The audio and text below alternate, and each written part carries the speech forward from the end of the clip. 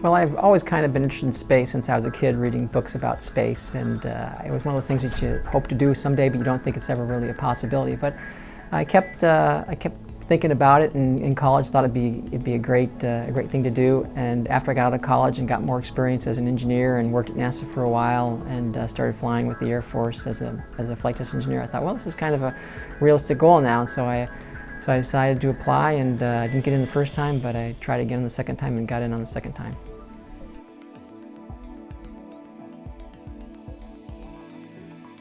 Probably the biggest memory that I have from flying in space is the very first liftoff, because you've wanted to do this for your whole life and you never really think, is this really going to happen? And you get accepted to be an astronaut, but it was about 5.5 years before I actually flew. And so it was a long time, and you start thinking, well, is this going to really happen? You train, you learn how to do it, and then you get assigned to a mission about a year in advance, and you're thinking, wow, this might actually come true. But still, you come down here and you see the vehicle and you think, it's just hard to get your mind around the fact that you're actually going to fly on that thing.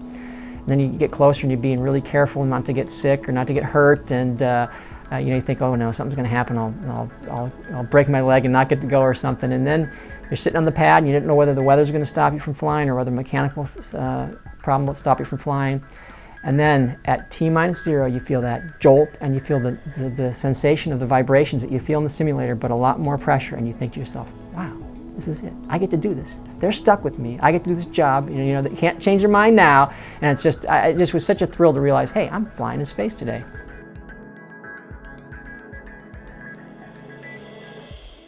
I think the biggest challenge is mastering the various systems on the space shuttle. There's just so many systems, and it's such a complex vehicle. It's an amazing thing that, a vehicle that can be a rocket and an airplane and a space laboratory, basically.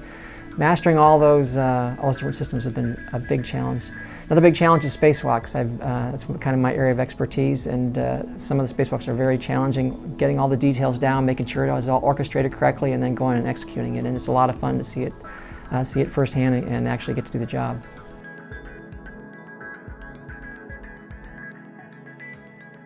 The biggest surprise, I guess, is just how overwhelming it is. You go through a flight and you're constantly bombarded by these overwhelming views, sensations, everything. And you think, well, I'll remember all of this. And you try as best you can, and it's amazing. You're just so overwhelmed that you can't remember everything that happens in the flight.